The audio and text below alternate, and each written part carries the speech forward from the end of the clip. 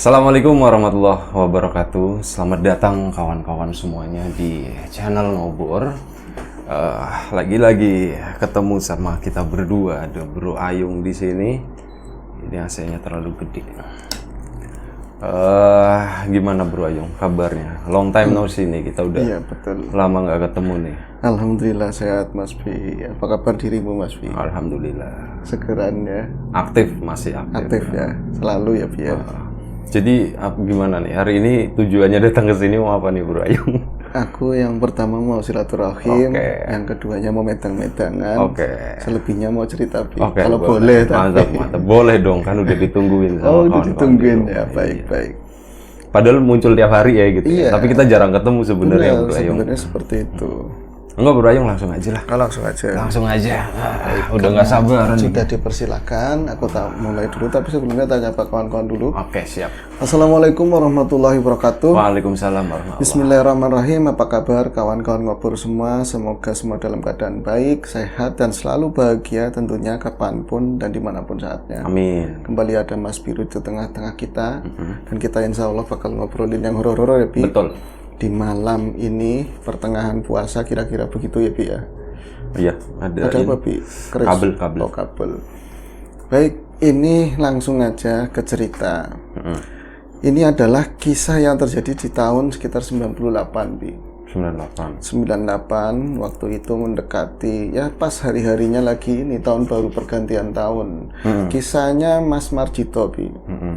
Jadi dia adalah pria 28 tahun masih, Waktu itu ya? Iya, masih melajang dan waktu itu dia itu lagi di apa kalau sekarang bahasanya di prank lah sama teman-teman karena memang dia itu punya cem-ceman apa ya senang sama seseorang. Tapi belum terkatakan, belum tersampaikan. Gadis itu adalah Ida. Ida adalah seorang Gadis. dan gadis itu adalah Ida. Iya, betul. Ya kan, Bi? Benar. Nah, gadis itu disukai oleh Marjito. Ida ya. Ida, sekali lagi Marjito menyukai Ida. Dan konon katanya Ida atau gadis itu? betul. Dan konon katanya Ida juga menaruh perasaan yang sama. Sebenarnya itu menurut kabar-kabar angin yang berhembus. Bukan menurut perasaannya si Marjito, bukan gitu. Bukan menurut perasaannya Marjito. Iya. Dia hanya mengira-ira dan menduga-duga gitu ya. Dan bagi aku, menurut Marjito aku hanyalah sopir angkot belaka, bukan berarti sopir angkot belaka. Emang ada jurusan belaka atau belaka ke kemudian gitu kan. Nah itu dia sementara Ida itu adalah seorang anak bos begitu ya. Kalau di area sini kan bos Tegal Karagulon bosnya bos rumah makan, warteg begitu ya. Membawai beberapa rumah warteg begitu ya, rumah makan punya dinasti lah seperti itu Bi. Jadi buat Marjito saat itu siapalah aku, walaupun aku sering ketemu sama si Ida, katanya Ida juga punya perasaan sama aku, tapi masa iyo gitu kan Bi. Tapi teman-teman gregetan, Marjito udah dapat umurnya udah 28, si Ida juga udah mantes sih begitu ya. Yang lain udah pada nikah semua, tinggal satu yang namanya Yani yang namanya Yani yang belum. itu siapa kakaknya? Bukan, teman Marjito lagi. Oh, teman Si Marjito. Ida. Itu konon katanya comblangnya Bi. Tapi Yani juga hampir mau menikah, setelah tahun baru mau menikah. Jadi malam tahun baru itu memang teman-teman berencana. Jadi 3 orang itu kawannya Marjito yang cowok, yang 3 lagi cewek berikut si Ida. Jadi mereka bikin acara di Guci sana lah Bi. Di Guci. Iya, jadi disituasikan supaya nanti Marjito bisa ngomong banyak sana sama Ida. Begitu juga si Ida, ungkapkan semua perasaanmu saat itu Marjito, silakan kayak gitu loh. Tapi wong nyatanya Marjito juga tadi ya ada rasa minder, orangnya juga bukan orang yang biasa nyosor begitu lebih. Ya mengecewakan buat mereka. Paling ngobrolnya ala kadarnya Tetapak kayak gitu. Di sana tetapak doang. Tetapak doang. Semedi. Mau ngerokok ya nggak dirokok-rokok, ngomong paling minum kayak gitu. Dari jauh dipantau sama teman-temannya, jadi ditinggal begitu, nggak ngapa-ngapain, mengecewakan sekali. Tapi walaupun memang itu malam tahun baru yang mengecewakan buat kawan-kawannya Marjito, nyatanya setelah itu memang ada sambungannya Bi. Jadi mulai rada agresif, si Marjito berani mengirimkan surat. Setelah pulang dari Guci. Setelah pulang dari Guci, dulu kan masih versinya surat-suratan. Begitu juga si Ida melalui Yani tadi mengirim surat balasan. Biasanya kan itu yang biru gitu kan. Tulisannya paling hai. Dijawab aja udah bahagianya. Ida Ayu Komang. Nah, seperti itu. Ada lagunya Ida Ayu Komang. Ada Bi dulu itu terkenal sekali dan akhirnya memang mereka si Marjito merasa bahwa memang Ida mencintai aku, suka sama aku. Begitu juga si Ida. Ini kayak ini bertukar surat. Bertukar surat sering seperti itu dan kawan-kawan mengamini itu semua. Biasanya kertasnya yang wangi itu, Bro. Wangi, Bi. Kadang-kadang pernah kan dulu kan. Aku sering. Kertasnya wangi. Foto-fotonya yang angel begitu kan. Pas nulis wangi gitu dikirimin wanginya udah hilang. Dan kawan-kawan perlu tahu bila mana dulu pernah berkirim surat, pasti akan banyak dibaca sama comblangnya dulu ya, Bi. Nggak tahu, kalau itu nggak tahu. Biasanya dia ngerti duluan, Bi. Ya kayak gitu yang aku rasakan. Tapi ini kembali lagi ke Marjito. Nah, tapi Marjito berkata dalam hati dan diungkapkan ke Ida. Ya nggak dalam hati ya, Bi. Dikatain, disampaikan melalui surat. Aku bakalan ngomong tentang perasaan aku yang sebenarnya kepada dirimu. Kayak gitu. Dek lah manggilnya waktu itu. Tapi nanti kalau di nikahnya ya nih, Bi. Akhirnya yang ditunggu-tunggu waktu pernikahan itu pun datang juga. Nah, dalam pernikahan itu Marjito udah dandan sebaik mungkin dengan outfit yang keren banget lah menurut dia gitu kan. Angkot nggak narik dari pagi, pokoknya banyak ngerewangin di Ida di situ. Tapi yang ditunggu-tunggu nyampe pernikahan selesai, Bi, nggak datang sama sekali si Ida itu. Iya, bahkan Yani itu ditanyain sama Ida juga, ditanyain sama Marjito. Yan, kok nggak datang-datang? Aku nggak tahu, malah itu kok kayak hilang begitu aja gitu loh, Bi. Akhirnya setelah pernikahan itu pun selesai, nyampe berapa hari, mau seminggu, tetap aja nggak ada kabar dari Ida. Bahkan Marjito katanya, Mas Marjito sengaja kalau narik angkot itu, walaupun trayeknya nggak ke situ, itu memang di dalam desa gitu ya, itu kan angkot, itu sering sering lewat di depan rumahnya Ida, kan itu ada pagarnya yang dari besi-besi itu, sepi, Bi, nggak ada orang sama sekali. Biasanya itu orang tuanya kalau pas di rumah ada, kalau nggak orang tuanya di Jakarta itu ada mbah atau adiknya lah gitu. Itu sepi semuanya, senyap. Berulang kali lewat, hampir mau seminggu saya, Mas, lewat ke situ Wirawiri, Ida itu di mana? Nggak ada kabarnya. Akhirnya pas seminggu lamanya dapat kabar si Yani dari saudaranya Ida. Itu pun aku maksa maksa pengen ngerti sebenarnya. Tahu si Yani ya. Ida itu sebenarnya kemana? Itu tolong jangan diomongin ke siapa-siapa katanya, Bi. Ida itu sebenarnya sama Bung Haji Roma Irama, Ida Iyasa. Dia memang ikut syuting waktu itu. Ida Iyasa. Ida Iyasa. Iya betul. Iyasa sangat cantik menurutku. Dan aku kecewa waktu itu nggak jadi menikah sama Bung Haji. Ya kan. Nah itu Ida ternyata setelah syuting. Jadi setelah syuting dari Ida. Maaf. Iya maaf. Dan Ida itu ternyata menurut omnya dia itu udah menikah 4 hari lalu di Bandung, Bi. Nah kan Yani kan kok bisa secepat itu, kok mendadak. Teman-teman gak ada yang ngabarin. Aku nggak bisa ngomongin yang lebih panjang lagi, pokoknya udah menikah sama orang sana kayak gitu. Nah, terus kenapa nggak ngabarin ya, waktu itu kan nyurat-nyurat dan lain-lain kan, Bi. Tapi ini tetap nggak yakin, si Yani nggak yakin, begitu juga kawan-kawan yang lain. Kalau Mas itu nggak dikasih tahu dulu, Bi. Tapi setelah seminggu berikutnya memang datang surat lagi dari Bandung sana, melalui siapa lah ya, sampai ke tangan Ida. Bener ini tanda tangannya, ke tangan Yani. Ini tanda tangannya Ida, tulisannya Ida menyatakan bahwa aku memang telah menikah. Tolong sampaikan permintaan maafku sebesar-besarnya buat Marjito, kayak gitu, dan tolong lupain aku kayak gitu. Akhirnya kan dengan berat hati disampaikan ke Marjito. Marjito masih ragu, masa sih bisa seperti itu, orang ngomong di surat juga seakan-akan pada dirinya banget gitu loh. Kok ini sebegitu mudahnya, terus kok nggak ada kabar. Kalau misalnya perempuan biasanya nikahnya kan di perempuan, harus ada hajat. Dia juga orang gedean kan ya, kok kayak gini, ada apa, jadi pertanyaan. Tapi uwis kan, akhirnya memang sudah terjadi seperti itu. Dia pun akhirnya patah hati, Marjito. Nggak keluar rumah, dia juga nggak ngangkot, nggak narik selama seminggu, Bi. Tapi ya temen-temennya kan wirawiri ke rumahnya Marjito, nguatin belum jodoh toh. Bawa botol gitu, Mbak. Kalau dulu iya ya yang cowok-cowok gitu. ya. Bingung tau, Enggak. tapi kira wadon kayak gitu ya, Bi. Ben waleh gitu. Itu tapi itu nggak nyampe segitunya, paling ya botol cilik lah segitu. Enggak sih, Bi, katanya nggak nyampe segitunya. Dia soalnya anak baik dan dia juga seminggu lamanya aku sebenarnya kan cerita sendiri, aku sebenarnya pengennya berlama-lama, ternyata itu patah hati itu nggak semudah kayak yang diomongin, sakitnya nyesek banget di sini gitu. Mau nangis juga nggak bisa, tapi kalau aku nggak narik ngangkot, aku itu tulang punggung. Bapak udah nggak ada, emak sama adik-adik harus dinafkahi. Akhirnya berangkat ngangkot lagi, Bi. Tapi wong lamanya tadi ya, orang lagi gundah gulana, lagi perasaannya nggak enak, biasanya kan ikut sepi, ya kan? Moodnya lagi nggak ada. Akhirnya narik angkot itu narik kan. seadanya gitu. Iya, jurusannya kan dari Tegal Slawi muter begitu. Ini malah jalannya ke Jatibarang gitu. Mana Ya enggak seperti Keramat, itu sih, gitu. Bi.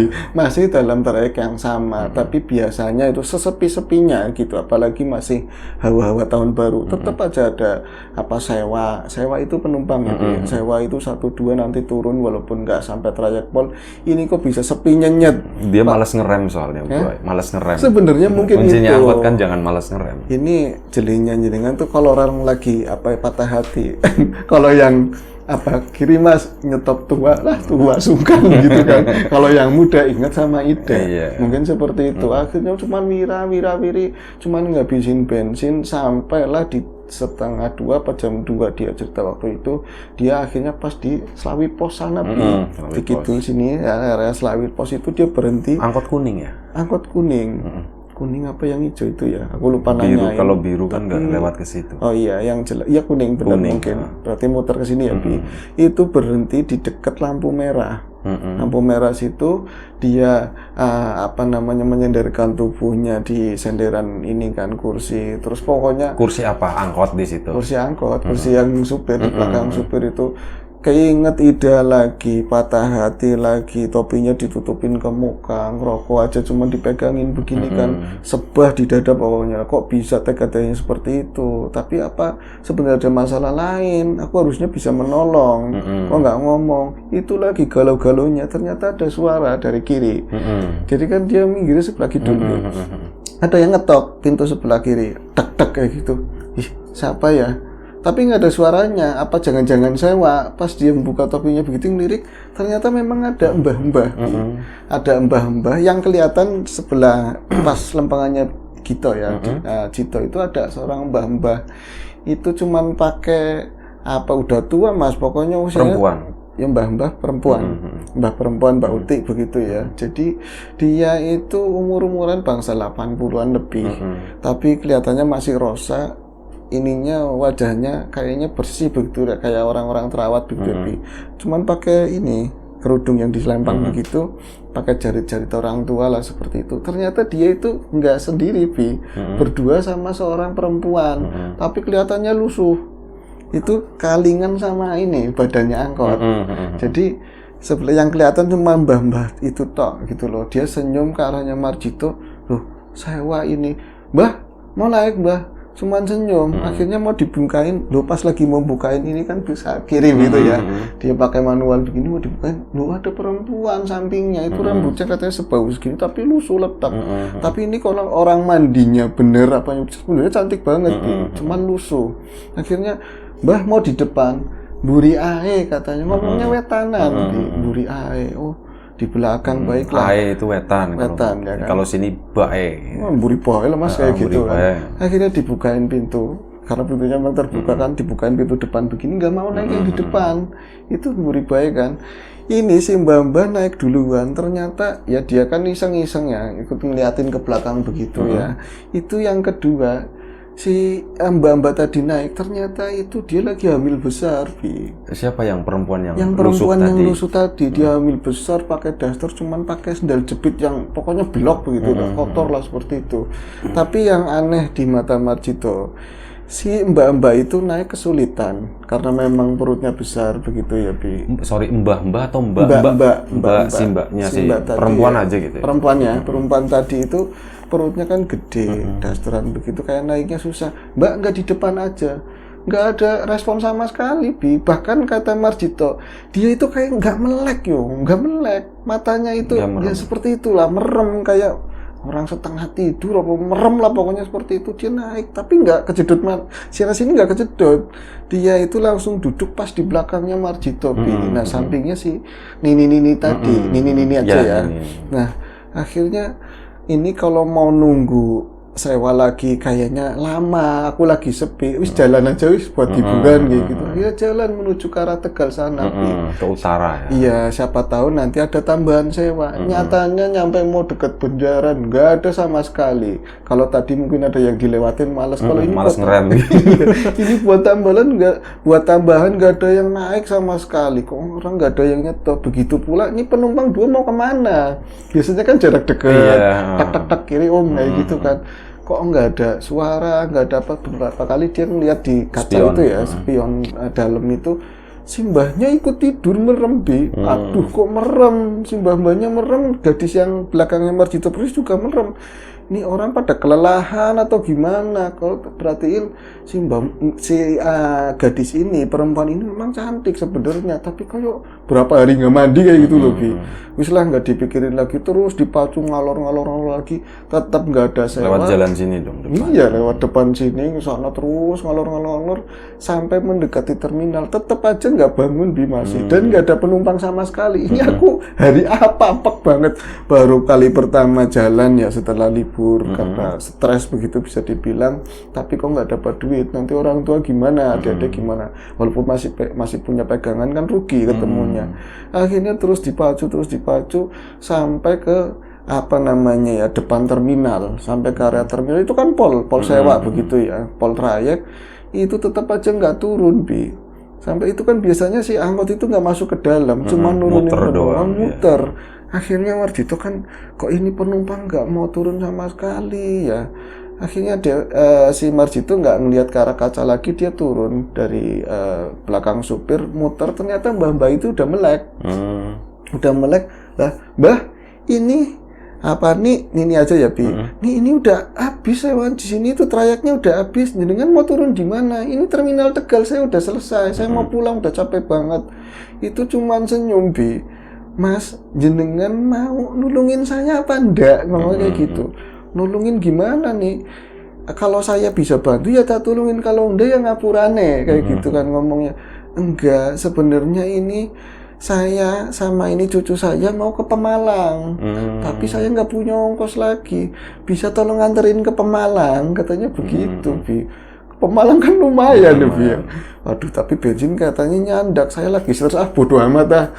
Darawak kayak gitu, Bi. Kalau kayak sini daripada kumprungsung, pokoknya ya udah Pemalangnya nanti mana tadi sampean yang jenengan yang nunjukin ya, Mbak. Ya wis, akhirnya naiklah si Marjito lagi, tapi sebelumnya pintunya ditutup semua, Bi. Iya, biar enggak trayek itu. Akhirnya langsung ngeton Polemeng ke sana. Diceritakan sama Marjito, itu udah mulai sore, udah mulai sandakala juga, Bi.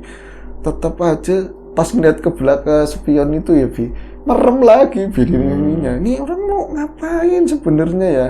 Akhirnya pas mendekati areal masuk gerbang Pemalang itu, areal Pemalang, baru dia itu ada suara dari belakang, Mas, namanya jodoh itu memang kadang-kadang susah, bisa nyelemong begitu, ada kata-kata begitu. Akhirnya kan kaget kan, Marjito lagi ngelamun, bawa mobil kan. Akhirnya ngeliat ke spion, lagi ngomong sama aku.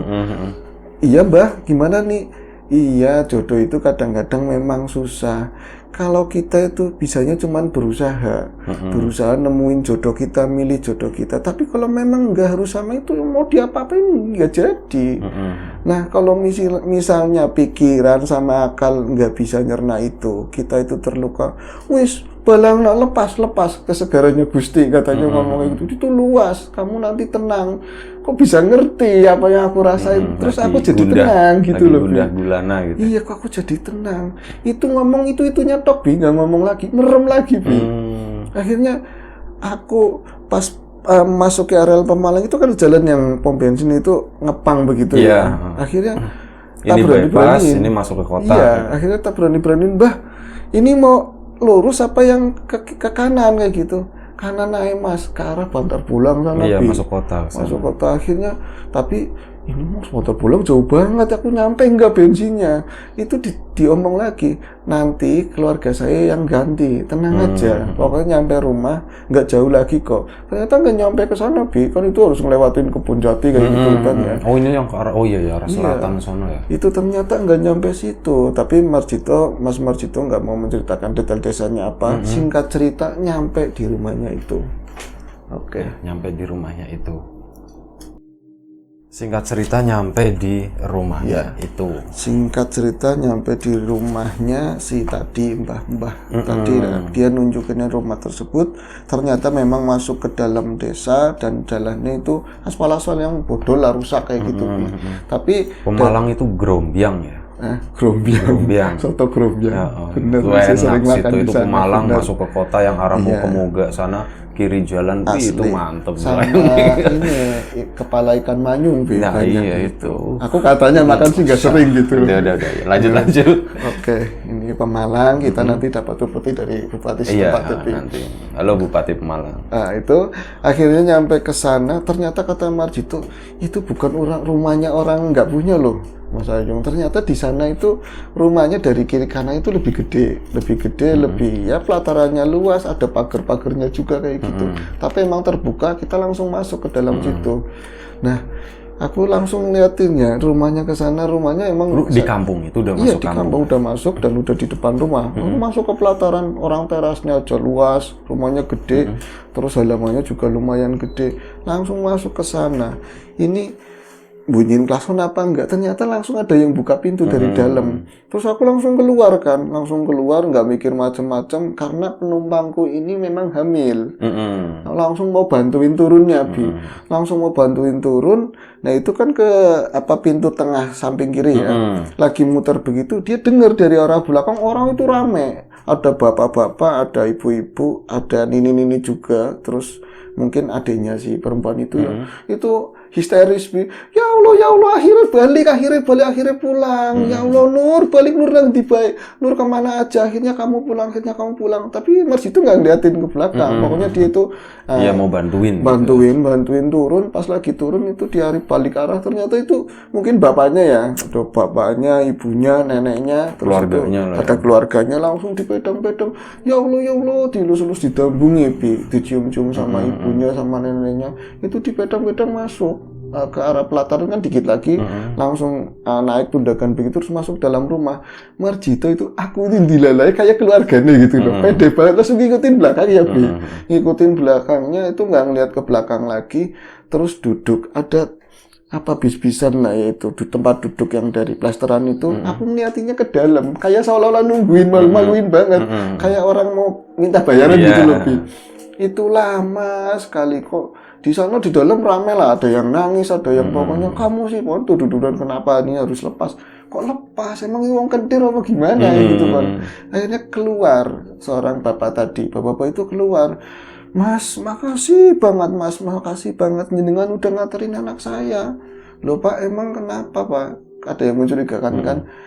Ini kalau anak saya itu memang sering keluar rumah berapa hari ini ya selama 2 bulan terakhir lah sering keluar rumah tapi nggak jauh-jauh, paling ke tetangga, paling ke jalan depan kayak gitu, nanti dicari ketemu. Lah ini kok nyampe seminggu kita udah cari kemana-mana itu nggak pernah ada kabar. Alhamdulillah Nur udah dianterin sama Nidon, makasih banget kayak gitu, Bi. Ngomong sama si Marjito. Akhirnya gue curiga nih. Apa tuh? Simbahnya. Nah, akhirnya nanti kecurigaanmu akan terjawab, Bi. Nah, ini akhirnya ngomong bahwa bapak tadi melanjutkan ceritanya sendiri.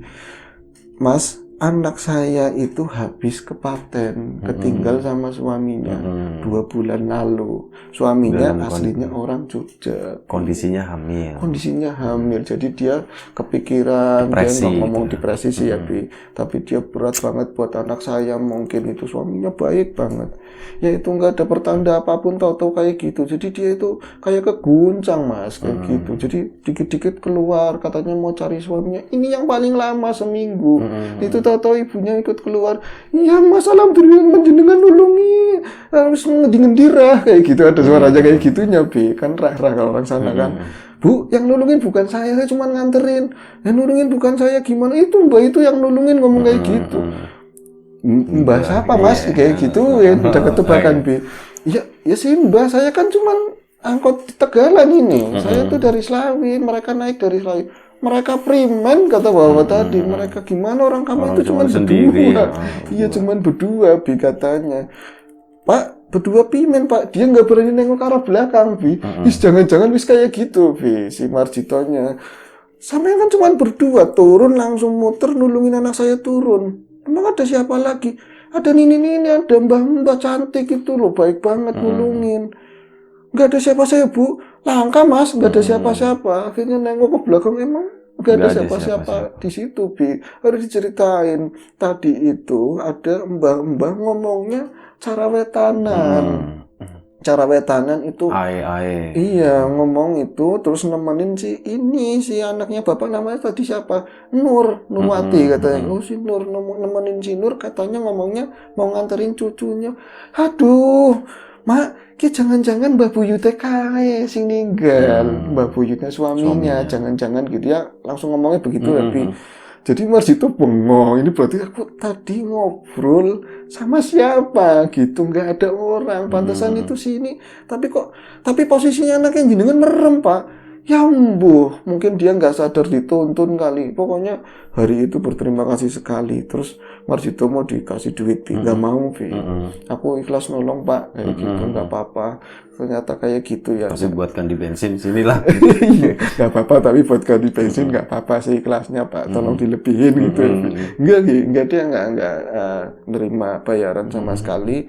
Malah dia sedikit cerita, saya aja habis suka sama seorang ditinggal nikah. Kok ini malah ditinggal ninggal kayak gitu. Kasihan banget ya Pak. Ya wis Pak, aku permisi dulu, ini udah malam, nanti ibu sama adik-adikku nunggu. Sampai tinggal di mana? Ya di Tegal, di mana lagi. Lain kali ya Mas, saya mungkin sama keluarga terima kasihnya kayak apa. Pokoknya dengan udah nulungin Nur anak saya. Siapa tahu bisa seduluran katanya seperti itu, Bi. Akhirnya pulang karena udah menginjak maghrib kan. Pulang ke sana.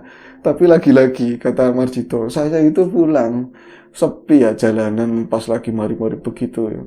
Sering-sering lihat ke kaca, jangan-jangan itu ada di sana. Tapi ya merinding, tapi ya senang. Ngomongnya enak, bikin saya nyaman. Nyatanya seminggu saya itu gundah gulana, tapi setelah itu mbak-mbak itu ngomong, aku kayaknya dapat pencerahan gitu, lebih enteng. Akhirnya primen Mas setelah itu nggak ada kejadian apa-apa lagi. Kayak aku kecewa Bi dengar cerita itu. 2 bulan persis Mas, saya itu nggak ada cerita lagi terusannya itu. Bahkan tapi selama 2 bulan itu saya menjalani hari-hari itu enteng, benar-benar saya kayak ikhlas, sudah bisa lepas, bisa ngelepasin kayak gitu. Tahu-tahu di malam mungkin setelah 2 bulan saya malamnya mimpi ketemu Simbah, ketemu nenek-nenek tadi dalam posisi itu dia itu jaritnya sama, dandanannya sama, tapi yang aneh saya itu lagi gandengan sama Mbak Nur katanya. Saya lagi gandengan sama kayak anak suami istri lah kayak gitu. Masa sih Mas? Iya, saya pegangan tangan mau lepas malah si Nurnya jangan dilepas kayak gitu. Ya kan? Jodoh itu angel katanya begitu Bi kata si Mbak tadi. Pokoknya kalau udah waktunya ketemu ya ketemu. Itu kayak Mbak aku itu mundur ke sana hilang Bi. Bangun. Padahal saya mimpi itu, padahal mas saya bingung keder tapi seneng. Aslinya ayu nemen, mimpi aslinya ayu nemen Bi. Rambutnya segitu, aslinya cantik. Kok mimpi cuma sedikit ya. Lah udah ya, pagi-pagi aku bangun, pagi-pagi sekali, emak ngomong, Tok, dina ki kon mangkat sing esuk Tok. Dina hari ini kamu berangkat pagi-pagi, engkau ada rezeki gede. Nanti ada rezeki gede, rezeki apa Bi katanya orang biasa. Tapi doa ibu katanya kan mujarab manjur begitu. Akhirnya dia tuh berangkat hari-hari kayak biasa. Gak ada apa-apa Bi, dapatnya segitu-gitu aja. Biasa aja. Iya, asem ngomongnya cuman buat seneng-seneng biar saya jangan bangun kesiangan. Tahu-tahu pas pulang ke rumah itu ada tamu Bi. Sekeluarga itu Mbak Nur, Nurwati, bapak ibunya sama adiknya. Itu ke situ dapat alamat dari siapa Bi? Katanya mereka ngomong Nur itu mimpi di sana itu ketemu Simbah, Mbak Buyut gandengan sama jenengan. Sama berarti Iya, mimpinya. mimpinya sama. Kapan? Semalam, Bi. Akhirnya, saya ceritanya nggak bisa dilanjutin, Mas. Yang jelas, intinya saya akhirnya menikahi Mbak Nur setelah bayinya keluar. lahir. Berarti dengan dapat ini bonus, Mas. Two Saya in dapat one, bonus, ya kan? Apa namanya? 2 in 1. Two in one. Buy one get one. Iya, gitu ya. buy one get one. Nah, itu akhirnya Marjito tadi menikahi Mbak Nur. Jadi jalannya seperti itu. Bi. Jalan pertemuannya. gitu Jalan ya. pertemuannya. Nggak ada yang serem sama sekali, Mas, ini, Mas. Tapi siapa tahu bisa menginspirasi. Pokoknya kalau kita kayak apa yang sabar lah, yang tenang. Gusti Itu Allah, bagus kok, ini cerita bagus. iya, kok. punya jalannya sendiri Iya, katanya iya, seperti iya. itu. Akhirnya itu jadi istrinya Jadi gitu istri ya. sampai sekarang, Bi. Udah punya anak lagi? Belum Oh belum. punya anak lagi. Dan itu dari tahun 98 udah gitu, lama, tahun 98 ya. Berarti itu anak dari anaknya Mbak Nur aja dari suami Dari pertamanya suami gitu. pertama. Oke, terima kasih Bro Ayang. Apalagi sorry Adian. Katanya Marjito pernah ke Jogja ke rumahnya si suami pertamanya itu. Memang di rumahnya ada fotonya itu. Ada fotonya si Iya, si Mbak Buyut itu ya. Mbak Buyut itu. Dan Mbak Buyutnya tapi sekarang udah nggak ada Udah gitu. nggak ya. ada, udah jauh. Itu Oke, iya, oke. Terima kasih Bro Ayung. Terima kasih kawan-kawan di rumah semuanya. Terima kasih Mas Marjito. Marjito gitu ya. Nama samaran Bro Ayung. Samaran. Nama samaran ya. Pokoknya kita doakan yang terbaik gitu ya. Namanya jodoh, rezeki segala macam itu kadang datangnya nggak terduga gitu. Kita punya planning A tapi Iya. dikasih gagal terus supaya kita lari ke plan B kayak gitu ya. Ya kurang lebih seperti itulah misteri jodoh, rezeki itu misteri ilahi gitu ya. Yang penting kita berusaha. Udah gitu aja. Terima kasih Bro Ayung, terima kasih kawan-kawan di rumah semuanya. Semoga kita bisa mengambil sesuatu yang positif dari cerita ini. Kalau ada sesuatu yang negatif ya kita buang jauh-jauh. Selamat menunaikan ibadah puasa bagi kawan-kawan yang menjalankan. Siapapun itu semoga kita selalu diberi kemudahan dalam hal apapun, termasuk kemudahan dalam hal rizki. Siapapun sekarang yang lagi sakit semoga segera diberi kesembuhan. Siapapun sekarang yang masih sehat semoga tetap dijaga kesehatannya. Sampai jumpa di ngobor selanjutnya. Jaga kesehatan kawan-kawan semuanya. Assalamualaikum warahmatullahi wabarakatuh.